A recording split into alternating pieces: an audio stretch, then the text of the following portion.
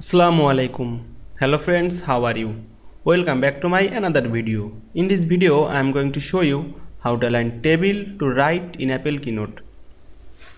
Let's get started. At first, open your Apple Keynote software. Then open your Apple Keynote presentation. Now I have already opened my presentation. Now I am align table to right. Now firstly drag and select the full table and go to the arrange menu. Here you can see here are arrange menu. Go to the arrange menu. Now go to the align drop down menu. Now click this the drop down menu and we can see here are align right option. Now click this and you can see here are that this table are align right. Now align center left.